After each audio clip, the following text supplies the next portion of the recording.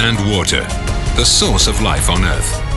There it is, coming from stars in the universe like our Sun, traveling at a speed of 300,000 kilometers per second.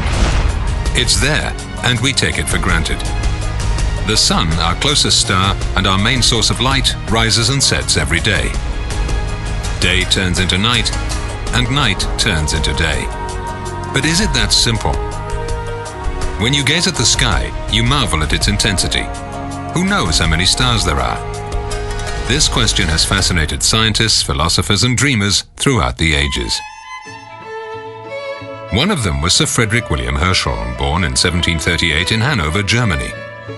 Herschel became well known as both an astronomer and as a musician. He moved to England in 1757. Herschel is famous for his discovery of the planet Uranus in 1781, the first new planet discovered in the modern era. But Herschel made another dramatic discovery in 1800. He wanted to know how much heat passed through the different colored filters he used to observe sunlight. He noted that filters of different colors seemed to pass different amounts of heat. Herschel thought that the colors themselves might be of varying temperatures, so he devised a clever experiment to investigate his hypothesis. He directed sunlight through a glass prism to create a spectrum, and then measured the temperature of each color. Herschel used 3 thermometers with blackened bulbs for each color of the spectrum. As he measured the individual temperatures of the violet, blue, green, yellow, orange, and red light, he noticed that all the colors had temperatures higher than the controls. Moreover, he found that the temperatures of the colors increased from the violet to the red part of the spectrum.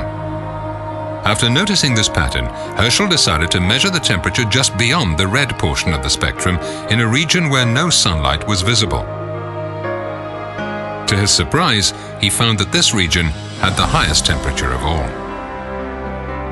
Herschel's experiment was important because it marked the first time that someone demonstrated that there were types of light that we can't see with our eyes. What Herschel had discovered was a form of light beyond red light, now known as infrared radiation. Our eyes are detectors that are designed to detect visible light. There are other forms of light that we can't see, as Herschel had discovered. Few animals can see infrared. However, rattlesnakes and other pit vipers have 2 small organs or pits between their eyes and nostrils that detect infrared radiation. Hence, even in the dark, they can accurately strike at warm-blooded prey. The human eye can only see a very small part of the electromagnetic spectrum. At one end of the spectrum, we cannot see gamma rays, ultraviolet light, and X-rays. While at the other end, our eyes cannot see infrared, microwaves, or radio waves. Infrared radiation lies between the visible and microwave portions of the electromagnetic spectrum. The difference between infrared and visible light is the wavelength. Infrared has a longer wavelength than what we can see with our eyes. We can illustrate this in another way too, using Max Planck's law of radiation, formulated in 1900. It's an equation that produces a curve which illustrates that the warmer a body is, the greater its emission at each wavelength, and the shorter the wavelength at which emissions peak. It seems complicated, but it isn't. This is the curve at 37 degrees Celsius, the normal body temperature of a human being.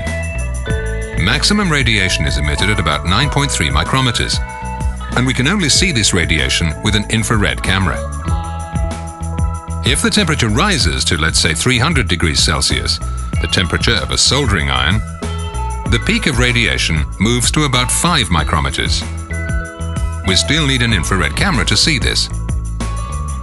Suppose the temperature rises to 5,500 degrees Celsius, the temperature of the Sun. Then the peak of radiation is 0.5 micrometers. And this is right in the part of the spectrum that we can see with our eyes. The primary source of infrared radiation is heat, or thermal radiation. Any object that has a temperature above absolute zero emits radiation in the infrared region. Even objects that we think of as being very cold, such as ice cubes, emit infrared radiation. We experience infrared radiation every day. The heat we feel from sunlight, a fire, or a radiator is infrared. And although our eyes can't see it, the nerves in our skin can feel it as heat. The warmer the object, the more infrared radiation it emits. An infrared camera, also called a thermal imaging camera, will measure the amount of infrared radiation falling on its detector. Based on the differences in radiation, thermal imaging cameras can produce a clear thermal image even in total darkness. Thermal imaging is not the same as using night vision goggles. No, night vision goggles amplify small amounts of visible light so that objects can be seen at night.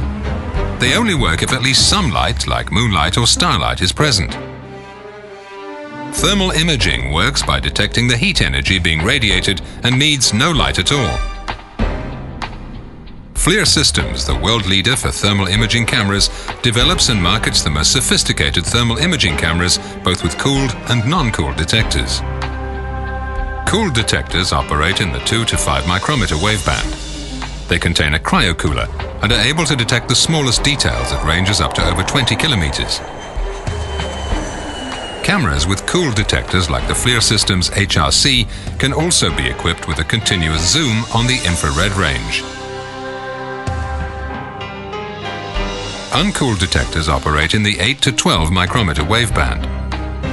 Most FLIR Systems thermal imaging cameras contain an uncooled vanadium oxide microbolometer detector. Contrary to cooled detectors, they contain no moving parts, which reduces downtime and maintenance. They're less expensive, but do not have the range performance of a cooled detector. But how does an infrared camera work? Although an infrared camera looks a lot like a normal video camera, it's far from the same thing. Glass does not transmit infrared radiation well, and so the lenses of an IR camera are made of germanium. This expensive metal is a good transmitter of infrared radiation.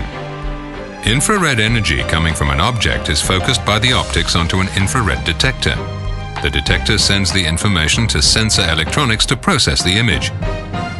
The electronics translate the data coming from the detector into an image that can be viewed in the viewfinder or on a standard video monitor or LCD screen. Thermal imaging cameras have found their way into many useful applications. Thermal cameras, which are engineered and designed by FLIR Systems, are based on the most advanced technology both in terms of hardware and software, and have contributed to the positioning of FLIR Systems as the world leader for thermal imaging cameras. Security and surveillance professionals are benefiting from the power of thermal imaging cameras. It helps them spot intruders in total darkness, in all weather conditions, even at extremely long ranges. The automotive sector has discovered the benefits of thermal imaging for driver vision enhancement. Thermal imaging cameras can see up to 5 times further than headlights and can help to avoid accidents. Thermal imaging cameras are today already sold as an option on selected BMW 5, 6 and 7 models. In maritime environments, thermal imaging can help captains to navigate in the darkest of nights. Thermal imaging can pick up small objects that are not detected by radar but can damage a vessel severely. In firefighting, thermal imaging cameras can save lives by locating people caught in heavy smoke.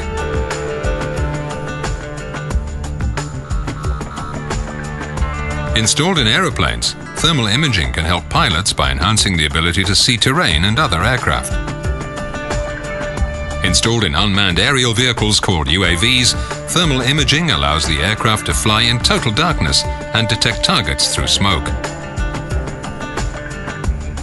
Thermal imaging can detect and follow vessels that are illegally polluting our seas. And there are numerous other, sometimes life-saving applications for thermal imaging.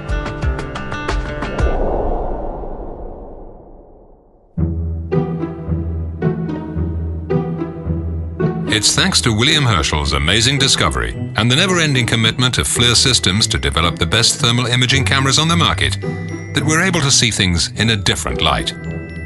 Light, for example.